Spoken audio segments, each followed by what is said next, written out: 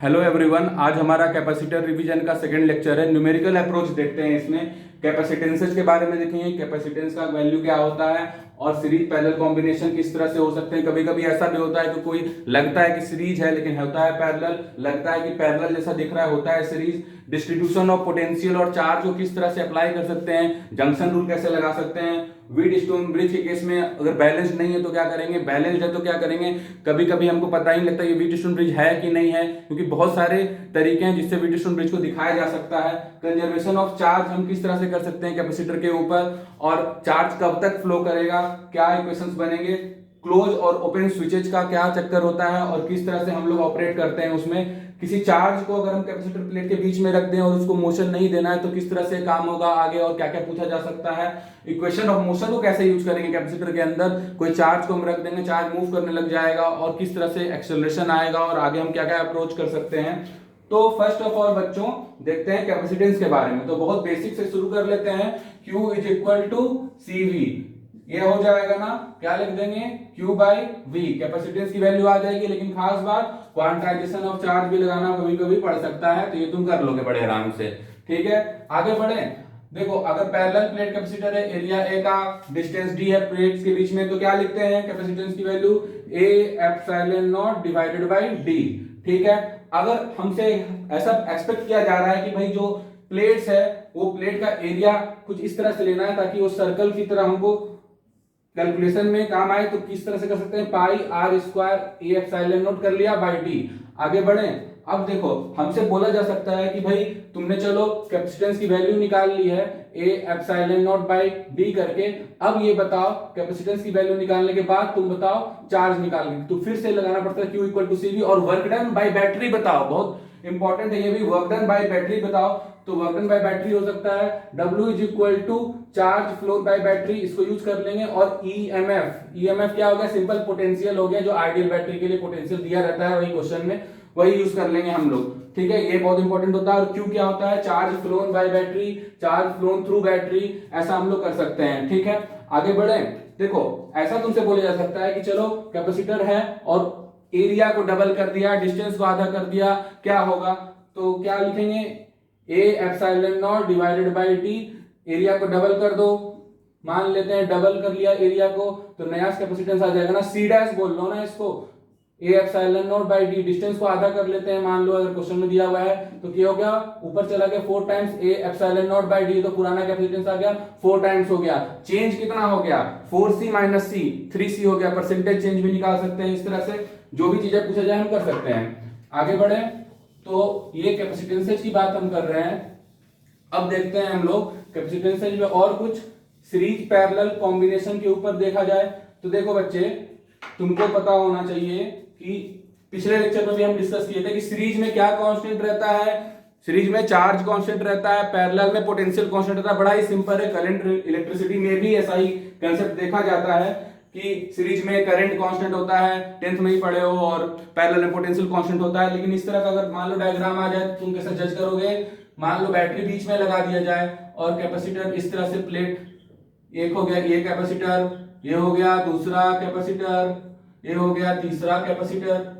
ठीक है, अब इसमें सीरीज पैरेलल कैसे लगाएंगे, तो एक्चुअली क्या बात है, ये तीनों जो कैपेसिटर है ये आपस में किसमें है, आपस में पैरेलल में है। ठीक है, क्योंकि इसके अक्रॉस ये सभी कनेक्टेड है। This is equivalent to this, ये पैरेलल में लगा दो, कोई दिक्कत वाली बात नहीं है, बहुत आराम से समझ में आ रहा होगा। ठीक है, अब पैरेलल में क्या कांस्टेंट होता है, पोटेंशियल कांस्टेंट होता है। ठीक है, तो पैरेलल में पोटेंशियल सेम होगा, अगर यहाँ पे पोटेंशियल V है, पोटेंशियल V ही रहने वाला है थ्रू आउट। ठीक है, अब मान लो चार्ज पूछ दिया जाए तो Q1 मान लो यहाँ पर निकालना है कि भाई इसके पास चार्ज कितना होगा, Q1 इक्वल टू C1, और V लिख देंगे ना सिंपल, ये हो गया C1, ये हो गया C2, ये हो गया C3। चार्ज अपीयर कितना होगा, Q1, Q2, Q3, इसी तरह से लिखते चले जाएंगे। Q2 is equal to C2 into V, Q3 is equal to C3 into V। ठीक है ना, तो हम क्या किए, पोटेंशियल को कांस्टेंट कर रखे हैं, बिल्कुल ध्यान रखना। अब देखो ऐसा पूछा जाए कि भाई कैपेसिटेंसेज है हमारे पास, वो इस तरह से सीरीज में कनेक्टेड है, आगे अप्रोच कीजिए, बड़ा सिंपल सा। तो ये सीरीज में है। सीरीज में पहले तुमको क्या निकालना पड़ सकता है, सीरीज में तुम हो सकता है निकालना पड़े तुमको इक्विवेलेंट कैपेसिटेंस पहले, तो सी इक्विवेलेंट क्या लिखना पड़ेगा, सीरीज में कैसा फॉर्मूला लग जाता है 1/C equivalent, 1/C1 plus 1/C2 plus 1/C3 लग जाता है। ठीक है, अगर C इक्विवेलेंट निकाल लेते हो तुम, ये कैलकुलेट करने के बाद रेसिप्रोकल करना मत भूलना, गलत हो जाएगा।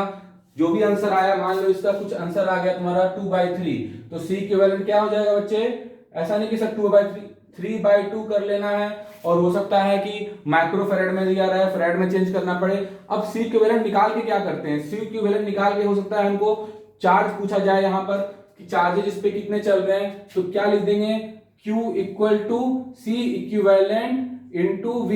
ठीक है, C इक्विवेलेंट का मतलब क्या होता है कि इन सब के बदले में एक कैपेसिटर लगा दो, यही है C इक्विवेलेंट। तो हम निकाल लिए ना बच्चे, हम क्या किए C इक्विवेलेंट इनटू V किए, तो चार्ज फ्लो यहां से आ गया ना, चार्ज कितना अपीयर हुआ यहाँ पर पता लग गया हमको। ठीक है, ये बात।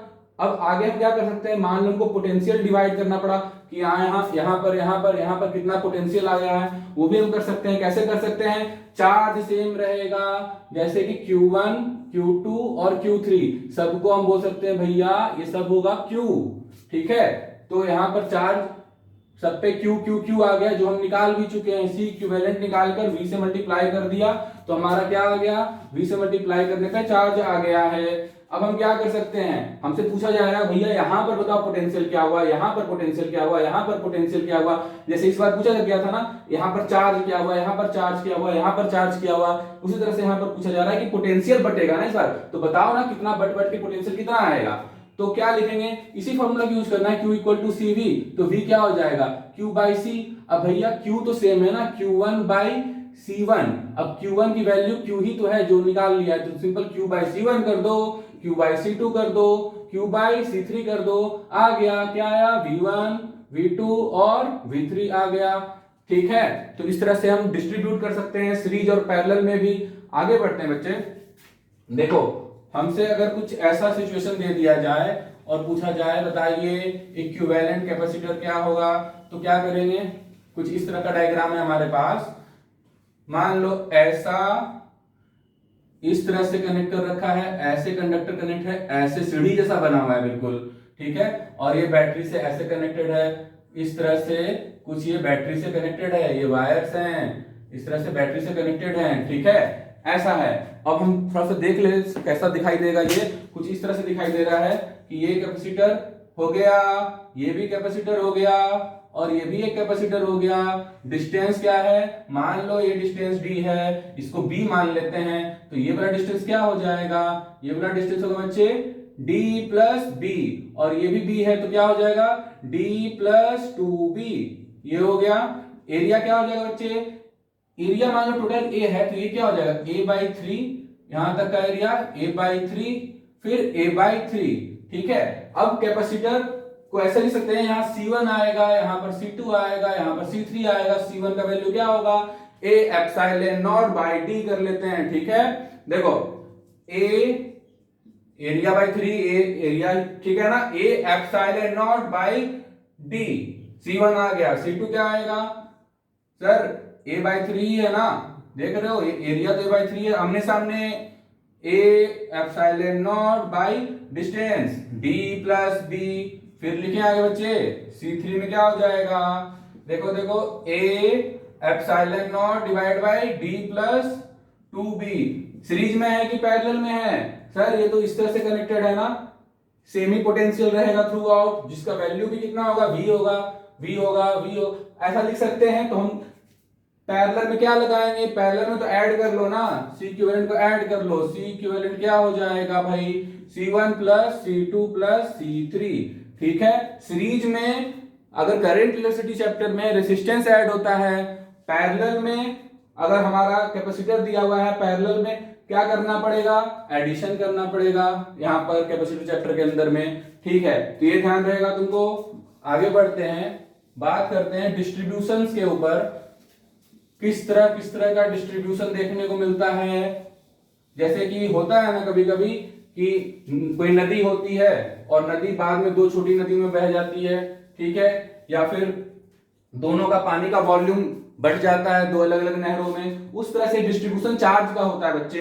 देखो ये हमारे पास कैपेसिटर लगा रखा है, ये कैपेसिटर ऐसे फिर लगा रखा है, एक ऐसे लगा रखा है, ठीक है, और इसको इस तरह से हमने बैटरी से कनेक्ट कर रखा है। बड़ा ही सिंपल सा स्ट्रक्चर है बच्चे, और इस स्ट्रक्चर को कॉम्प्लिकेटेड रूप में भी दिया रहता है कभी कभी, मतलब कुछ खास नहीं, ऐसा मान लो इस तरह से दिया रहेगा तुमको कि ऐसे बना रखा है।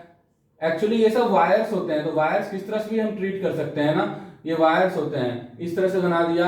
बात हम वही कर रहे हैं, समझना, बात हम वही कर रहे हैं, इन दोनों डायग्राम में कोई भी अंतर ही नहीं है, ठीक है। ऐसा नहीं कि ये सर ये तीनों पैरेलल में आ गया ना, अरे बिल्कुल ऐसा नहीं है। इसको तुम जज करो ना, हल्का सा घुमा दो इसको इस तरह से, हमारे पास ये दोनों डायग्राम का पूरा सिमिलरिटी है, क्योंकि यहां से इस तरह से कनेक्ट हो गया फिर बैटरी, यहां से इस तरह से कनेक्ट है फिर बैटरी, ठीक है। ये ध्यान रखना, ऐसा कुछ याद करने की जरूरत नहीं है। आगे बढ़ते हैं, तो मान लो हमको पूछ रहा है कि बताओ भैया यहाँ पर चार्ज Q1 कितना होगा, ठीक है, ये पूछा जा सकता है। तो क्या करेंगे अब हम, देखो मान लो हमको V दिया हुआ है, यहाँ पर C है, यहाँ पर C है, यहाँ पर भी मान लेते हैं कि यहाँ पर C, यहाँ पर भी दिया हुआ है, तीनों कैपेसिटर का वैल्यू दे रखा है। आगे बढ़े, हमसे पूछ रहा है कि उस Q1 की वैल्यू बताओ आप।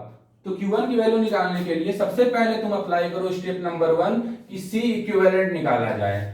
दूसरा स्टेप अप्लाई करो Q is equal to C equivalent into V लगाया जाए, Q इक्वल टू CV। तीसरा स्टेप अप्लाई करो, अब डिस्ट्रीब्यूशन का फॉर्मूला भी चलता है, बताऊंगा, डिस्ट्रीब्यूशन अप्लाई करो, कॉमन सेंस से भी हो जाता है, वो हम देखते हैं अभी। तो सबसे पहले स्टेप नंबर 1 क्या होगा, C इक्विवेलेंट। C इक्विवेलेंट कितना हो गया, पैरेलल में है, क्या होता है पैरेलल में जुड़ जाता है, तो कितना हो जाएगा, पैरेलल में जुड़ जाएगा तो क्या हो जाएगा, इन दोनों का मिलाकर 2C हो जाएगा ना। और ये सीरीज में है, सीरीज में इस तरह से हम बोले बच्चे, अब इस तरह से आ गया है, ये सीरीज में आ गया है और ये V से कनेक्टेड है, ठीक है, ऐसा आ गया। ये सीरीज में क्या होता है, प्रोडक्ट बाय सम कर लो, दो दिखे तो प्रोडक्ट बाय सम वही है, 1/C equivalent 1/C1 plus 1/C2, उसको शॉर्ट फॉर्म है C equivalent is equal to product by sum कर लो ना, मल्टीप्लाई कर दो और जोड़ दो, दोनों को जोड़ दिया, C प्लस 2C, ये कैंसिल हो गया, क्या बच गया, 2C/3 बच गया, C इक्विवेलेंट आ गया। Step number 1 completed.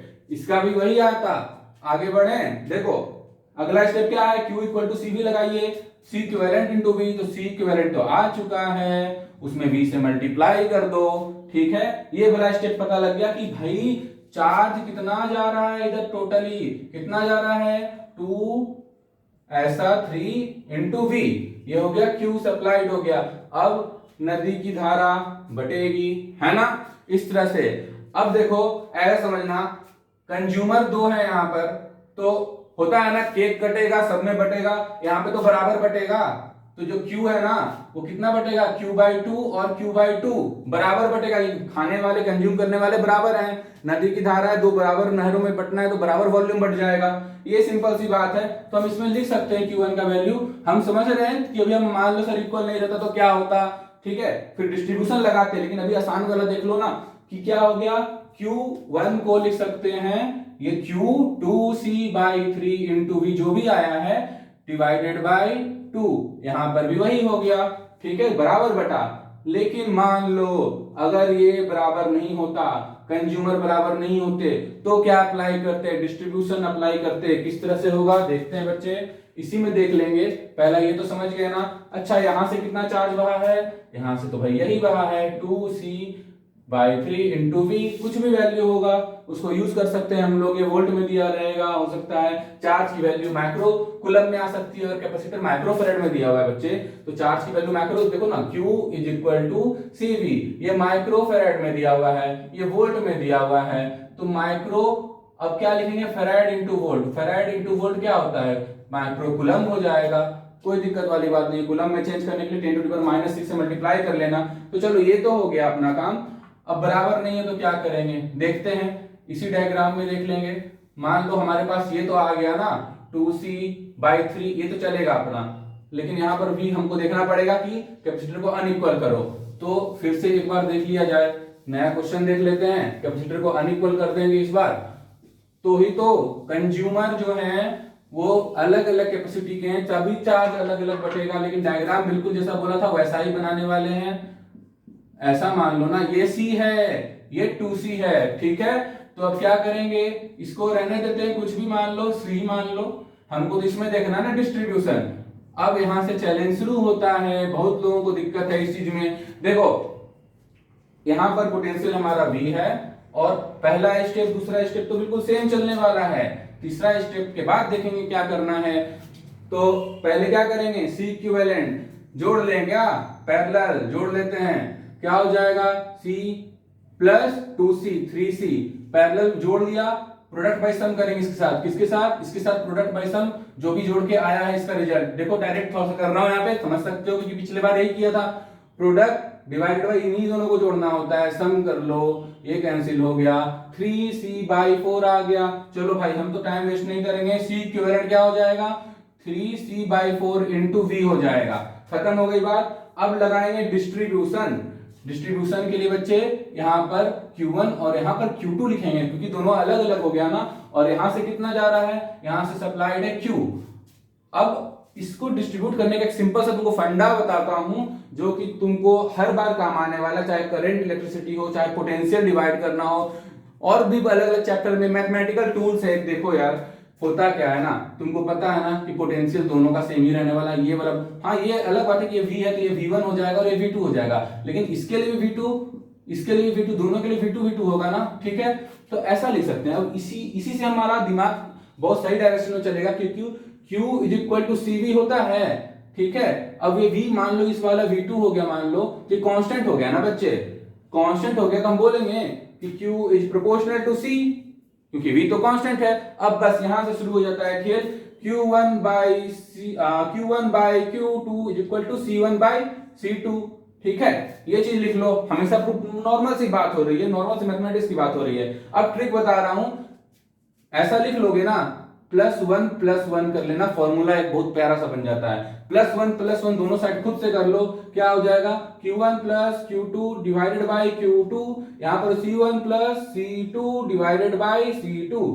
अब देखो बच्चे Q1 प्लस Q2 क्या हो गया, Q हो गया, और ये क्या है, Q2 है, ये C1 प्लस C2 को ऐसे ही रहने दो, और यहां पर C2 नीचे में था, लिख देते हैं, आगे बढ़े, यहां तक दिखाई दे रहा है, ठीक है। अब यहां तक चल लिए, इसको अब हमको निकालना क्या था, मान लो हमको Q2 निकालना है पहले, लेट अस सी, तो Q2 निकालना है, इसको रेसिप्रोकल या फिर क्रॉस मल्टीप्लाई जैसा तुम अच्छा समझो, मान लो मैं रेसिप्रोकल करता हूं, Q2 बाई Q, यहां पर reciprocal C2 divided by C1 plus C2, Q2 क्या हो जाएगा, C2 divided by C1 plus C2, ऐसा करके इंटू Q।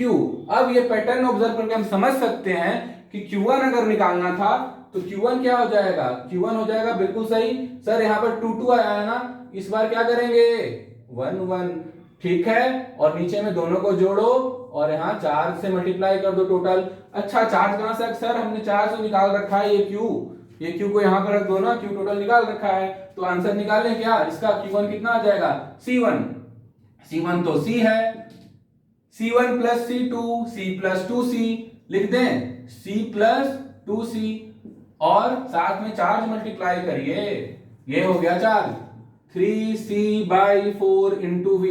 आई होप अब तुमको पता लग गया क्या करना होता है, सॉल्व कर सकते हो, C3C into 3C/4 into V चलेगा।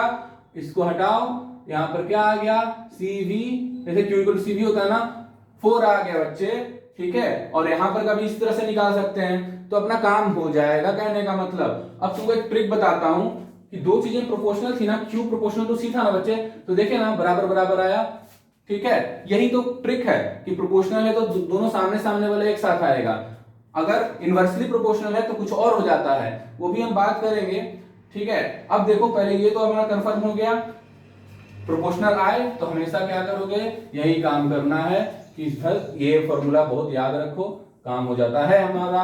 अब देखते हैं आगे, डिस्ट्रीब्यूशन कर लिया ना, ये तो चार्ज का डिस्ट्रीब्यूशन किया, सर पोटेंशियल का भी डिस्ट्रीब्यूशन हो सकता है क्या इस तरह से, चार्ज का तो डिस्ट्रीब्यूशन आपने सिखा दिया, पोटेंशियल का डिस्ट्रीब्यूशन सिखाइए कैसे भाई। अगर ये देखो ना कि यहां पर ये C है और ये 2C है, पोटेंशियल इस तरह से हमको दिया हुआ है, हमको पता है ना यहां पर क्या होता है, V1 V2, ठीक है, बट गया ना। अब बराबर कब बटता, बराबर तब बटता जब ये दोनों बराबर होते तो बराबर बटता, लेकिन अभी बराबर नहीं बटेंगे, ठीक है, तो कैसा होगा अगर बराबर होता बच्चे तो क्या हो जाता, देखो ना तुम एक बात समझो, ये C होता, ये C होता, यहाँ पे V होता, तो V/2 बढ़ जाता, समझे, बराबर बढ़ता, चार्ज सेम रहता। अरे सीरीज है भैया, चार्ज सेम ही रहता, चार्ज क्या होता बताओ ना, CV, नहीं C इक्विवेलेंट इंटू V, समझ गए, अभी तो बताया था C इक्विवेलेंट इंटू V से चार्ज आ जाता है जो बैटरी से निकलता है, लेकिन खुशी की बात जो बैटरी से निकलेगा वही जाता रहेगा इसमें भी और इसमें भी, क्योंकि बट ही नहीं रहा है, नदी की धारा बटेगी तब ना। लेकिन हाँ दो अलग अलग कंज्यूमर इस तरह से इस तरह, तो क्या हो जाएगा V/2, लेकिन अगर कंज्यूमर इस तरह से जो कैपेसिटर्स हैं वो बराबर नहीं है, अब क्या करें भाई, सर वही फॉर्मूला लगा दें क्या कि ये कैसे आएगा, मतलब तो देखो ना यहाँ पर तुमको पता है ना Q सेम है, Q सेम है, दोनों पे Q जो है वो सेम है, ऐसे हम दिखा रहे हैं डायरेक्शन Q सेम है, तो यहीं से ट्रिक बनता है बच्चे, Q इक्वल टू CV, ठीक है, तो हम बोल सकते हैं कि जो हमारा V होगा वो Q/C, अरे भैया तुम तो कांस्टेंट हो ना, तो V is proportional to 1/C, लो भैया हो गया काम, V1 बाई, मान लो जिस तरह Q1/Q2 किया था ना, V1/V2, C2/C1, पिछली बार क्या हुआ था, Q1/Q2 इक्वल टू C1/C2 हुआ था, फिर +1+1, लेकिन यहां पर तो ऐसा हो गया कि 1 यहां पर है और 1 यहां पर, क्योंकि इनवर्सली प्रोपोर्शनल था, टेंशन मतलब बहुत आराम से हो जाता है, +1+1 का तो ट्रिक है, सर ने बताया है, V1 प्लस V2/V2, यहां पर क्या होगा C2 plus C1/C1, V1 plus V2 क्या हो गया, V1 प्लस V2 तो भैया V हो गया, यही तो है V1 प्लस V2, तो क्या लिख लें आगे, V1 प्लस V2, तुमको फॉर्मूला डिराइव करना सिखा रहा हूं इस बार, ताकि तुम हर सिचुएशन में बना लो और याद ही हो जाएगा, अभी तुरंत याद हो जाएगा, C1 plus C2 divide by C1। देखो भाई अब क्या करेंगे, अब इसको रेसिप्रोकल ले लेते हैं ना दोनों साइड, यहां तक दिख रहा है, रेसिप्रोकल लो, V2/V, C1/C1 प्लस C2, देखो भैया रेसिप्रोकल ले लिए, अब खेल शुरू हो गया, V2 is equal to C1 plus C2 और इंटू V कर लिया, सर बस वैसा ही तो आया जैसा चार्ज का आया था, चार्ज क्या आया था, Q1 is equal to C1 divide by C1 plus C2 into यहां पर टोटल चार्ज, लेकिन इस बार सिंस पोटेंशियल इनका संबंध थोड़ा उल्टा पुल्टा है, इनवर्सली है, तो क्या करेंगे, V2 है ना, तो यहाँ पे C2 नहीं लिखा है, यहाँ पे C1 लिखा गया है, ठीक है, अब V1 होता तो क्या लिखा जाता, V1 होता तो क्या लिखा था, V1 होता तो लिखा जाता sir C2, C1 plus C2, और पोटेंशियल है तो पोटेंशियल, ऐसा कर लिया, तो भैया हमको निकालना क्या था, V1 निकालना था, आ जाइए सर निकालते हैं V1, C2 यही है ना, C2 C1 प्लस C2 क्या हो गया, जोड़ दो भाई, इतना टाइम नहीं है, जोड़ लेते हैं ना डायरेक्ट, इंटू V, हो गया काम तमाम, लो भाई 2/3 इंटू V, ये कितना हो जाएगा, देखते हैं ना चेक करके क्या हो जाएगा, तो क्या लिखें इसमें, देखो भाई ये भी कर सकते हो, बहुत लोग सोच रहे होंगे कि ये कर सकते हैं सर, अब आ गया ये वाला, माइनस कर लेते हैं ना इससे, चलो ठीक है कर सकते हो माइनस, कोई दिक्कत नहीं है, V से माइनस कर लो, V1 को V2 निकल जाएगा, फॉर्मूला अप्लाई करके देखें, V2 में क्या हो जाएगा, V2 में हो जाएगा, देखो ना C1 होगा, C1 तो ये था, divided by C1 plus C2, दो जोड़ दो भैया, इतना टाइम नहीं, जोड़ दो, और क्या हो गया V, क्या हो गया भाई V/3, चलो भैया अब चेक करते कि हमने जो पढ़ा है सही है कि नहीं, 2/3 V प्लस V/3 क्या हो जाएगा, V कॉमन ले लो, 2/3 प्लस 1/3 कितना हो जाएगा, 3/3, मतलब जहां से चले थे जीवन में वहीं पहुंच गए हैं V पर, दोनों को जोड़ा है और V मिल गया है, ट्रिक याद रख लो बच्चे, बहुत काम आता है, करंट इलेक्ट्रिसिटी में भी काम आता है, जो लोग पढ़ के बैठे हुए हैं उनको हल्का सा बता सकते हैं, करंट इलेक्ट्रिसिटी में क्या होता है, मान लो इस तरह से करंट आ रहा है बच्चे, और यहाँ पे R1 है, R2 रेजिस्टेंस है, 10th में था यार, 10th में था, ठीक है 10th में रहता है सब, R1 R2 तो दिक्कत की बात नहीं है, देखो खोजता तुम किए होगे कभी याद, तो करंट I आ रहा है, I1 और I2 में इस तरह से हमको बताना है I1 की वैल्यू, करंट और रेजिस्टेंस में क्या क्या क्या रिलेशन है, जितना ज्यादा रुकावट उतना कम करंट, इनवर्सली है भाई, रेजिस्टेंस मतलब रुकावट, तो इनवर्सली प्रोपोर्शनल होता है करंट, देखो ना Ohm's law I is equal to V/R, आप तो हमसे दुश्मनी रखते हैं, ठीक है, V/R, तो क्या हो जाएगा, ये तो वैसा ही है जैसा भी हम देखे थे सर, इस ये वाला ऐसा, ये देखो ऐसा, क्या लिख देंगे, I1 की वैल्यू हो जाएगी R2 divide by R1 plus R2 into I, खत्म खेल, ठीक है, तो ये हमेशा काम आता है, किसी और चीजों में देखने को मिल सकता है। तो ये हो गया डिस्ट्रीब्यूशन का खेल। व्हीटस्टोन ब्रिज पे आते हैं और देखते हैं क्या होने वाला है। व्हीटस्टोन ब्रिज, आंखों का धोखा बहुत बार होता है, लगता ही नहीं है कि व्हीटस्टोन ब्रिज है। ये कैसा, देखो भाई हम पिछले लेक्चर में बता चुके हैं और फिर बताते हैं एक बार कि ये हमारे पास ऐसा दिया हुआ है बच्चे, ऐसा दिया हुआ है और ये कनेक्टेड है, यहां पर एक और लगा रखा है कैपेसिटर। हमसे बोल रहा है कि इक्विवेलेंट कैपेसिटेंस फाइंड कीजिए, ना सीरीज दिख रहा है सर ना पैरेलल दिख रहा है, तो बड़ा मुसीबत है, क्या करें। तो एक ट्राई लेते हैं, ऐसा नहीं कि हमेशा ट्राई लेते हैं कि भैया बैलेंस है कि नहीं है। तो मान लो ये 1 और ये 3 है और ये भी 1 और ये 3 है, माइक्रो फैराड में ले लो, तो 1/3 इज इक्वल टू 1/3 हो जाएगा ना। जैसे ही अगर होगा मतलब कुछ भी हो सकता है भाई, 2/4, ये हो गया मान लो 4/8, लेकिन 4/8 भी तो 2/4 ही हुआ ना, ठीक है। तो बेसिकली बराबर होना चाहिए रेशियो, जैसे ही बराबर होगा आपकी हमें कोई जरूरत नहीं है ऐसा, इसको हटा दो। अब टेंशन खत्म करो, ये दोनों को क्या कर लिया जाए, ये दोनों को हम लोग क्या करेंगे, इन दोनों को, एक सेकेंड, इन दोनों को हम लोग as a parallel series treat करेंगे। और सीरीज में कौन सा फॉर्मूला लगता है, 1/C1 प्लस 1/C2 वाला। तो 1 और 1 है ना बच्चे, तो बेसिकली देखो ना, एक्चुअली प्रोडक्ट बाय सम तो लगा ही लोगे, तो मैं मान रहा हूं प्रोडक्ट बाय सम तुम लगाओगे, लेकिन ये भी बड़ा है यार, ये भी बड़ा है, बराबर है ना, तो आधा कर दो, ठीक है। इसको मैं बोलता हूं हमेशा वैल्यू, ऐसा कि वैल्यू डिवाइडेड बाय नंबर, और वैल्यू मतलब इक्वल वैल्यू जब भी रहे ना बच्चे, इक्वल वैल्यू बाय नंबर कर दो। इक्वल वैल्यू कितना है, 1 है, वैल्यू बाय नंबर, नंबर कितने हैं 2, खत्म हो गया 1/2, वैल्यू बाय नंबर कर दो, वैल्यू डिवाइडेड बाय नंबर, खेल खत्म।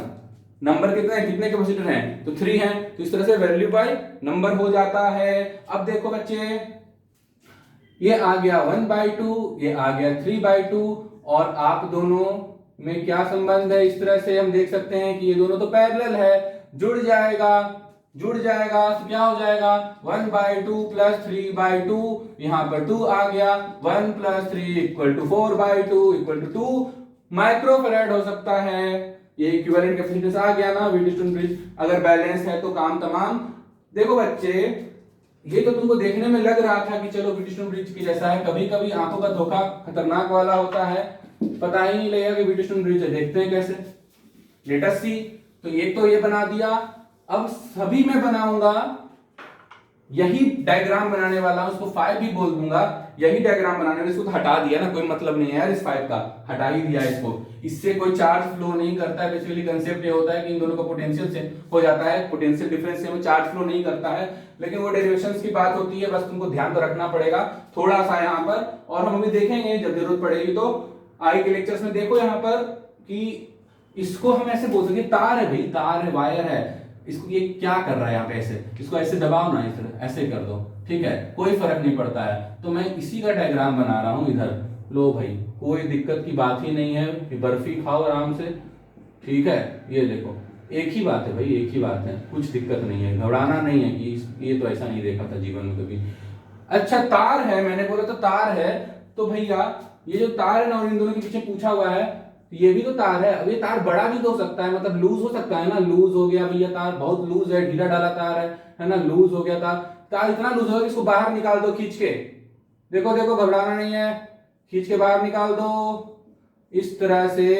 ये तो बना रखा है बर्फी, और इसको खींच के बाहर निकालो, तार बहुत ढीला ढाला था यार, बाहर निकालो इसको, ठीक है। ये भी बैटरी नहीं है वो, ये भी, इन दोनों के बीच में ये ए पॉइंट है, बी पॉइंट है, इन दोनों के बीच में हमको इक्विवेलेंट कैपेसिटेंस निकालना है, जिसका भी आंसर भी आ गया था हमारा, ठीक है। तो सेम ही चीज है भाई, बैटरी बैटरी नहीं है वो, सेम ही चीज है, ठीक है। वो अलग बात है, कोई काम नहीं होगा, बैलेंस हो जाएगा, वो भी उड़ जाएगा। आप जब उड़ ही गए हैं, आप जब उड़ ही गए हैं, तो आप किस लिए यहाँ पे रहिएगा, हटिए यहाँ से, ठीक है। अब देखो भाई, एक और आता है इस तरह से, ऐसा कुछ रहता है, ऐसा कुछ रहता है, और इसमें कनेक्टेड किस तरह से रहते हैं, एक ऐसे कनेक्टेड रहता है, फेमस है, ध्यान रख लो, कोई दिक्कत की बात नहीं है। और बता दूंगा, अब ये 5 हो गया, ठीक है, ये 3 हो गया, और ये एक्चुअली ये 1 1 हो गया, और इधर आ गया तो ये कितना हो गया, ये हो गया इधर से ये हमारा 1 हो गया ऊपर वाला। इसको ऐसे देखा जाता है कि इसको क्या करो ना, इसको तुम थोड़ा सा ऐसे करके टिल्ट करो। जब टिल्ट करोगे ना बच्चे, ऐसे टिल्ट करो, इसको टिल्ट करोगे तो ये 1 ऊपर आ जाएगा और ये 3 नीचे चला जाएगा। टिल्ट करो, टिल्ट करो, इस तरह से टिल्ट करो, इसको सीधा करो, रोटेट, रोटेट करो, ऐसे करके रोटेट करो। ये क्या आ गया, ये 1 आ गया, नीचे कितना आ गया, नीचे 3 आ गया, खेल खत्म। इस तरह से रोटेट करके हल्का सा झटका दो ऐसे, ये हल्का सीधा हो जाएगा। ऐसा ही तार है ना भाई, तार है, छोटा बड़ा सा क्या हुआ, तार है, सीधा हो गया, खेल खत्म। 100% वही चीज, कोई दिक्कत वाली बात नहीं। चारों डायग्राम सेम है, चारों का आंसर सेम है। जो आंसर इसका आया था इसका कोई जरूरत नहीं होगा, लेकिन हमको डायग्राम बनाने आ गया। बेसिक डायग्राम ये होता है वेटस्टोन ब्रिज का, ठीक है। तो ये बात हो गई। अब हमारे पास कंजर्वेशन ऑफ चार्ज पड़ा हुआ है, ओपन क्लोज का है, कुछ रेस्ट और इक्वेशन ऑफ मोशन। एक मैंने तुमको बताया था, अगर वेटस्टोन ब्रिज अनबैलेंस्ड हो, इसको देखने वाले हम अगले लेक्चर में। अनबैलेंस्ड कैसा सर, ये तो ठीक है, ये तो ठीक है, आपने बोला कि भैया रेशियो ले लेना बराबर हो जाएगा, लेकिन सर 1 और 3 है, ये 3 और 1 हो जाए, सर नहीं हो रहा है रेशियो बराबर, क्या करें, 1/3 इज नॉट इक्वल टू 3/1, क्या करें। या ऐसा नहीं कि सर ऐसा नहीं दिखना है, चाहिए 2 ही ले लो ना भैया, कोई दिक्कत नहीं है, 2 ले लो, नहीं बराबर है सर, क्या करें। ठीक है, तो लेक्चर अभी लंबा हो रहा है थोड़ा, इसको आगे कंटिन्यू कर लेंगे हम लोग। नेक्स्ट जो हमारा कैपेसिटर का लेक्चर आएगा, थर्ड पार्ट रिवीजन का, न्यूमेरिकल अप्रोच का, आगे और कुछ चीजें हो सकता है इंक्लूड कर लें, तो लेट अस सी। अब हम लोग अगले लेक्चर के लिए देखते हैं तैयार होके। अभी तो इतना ही करते हैं, बाय बच्चों।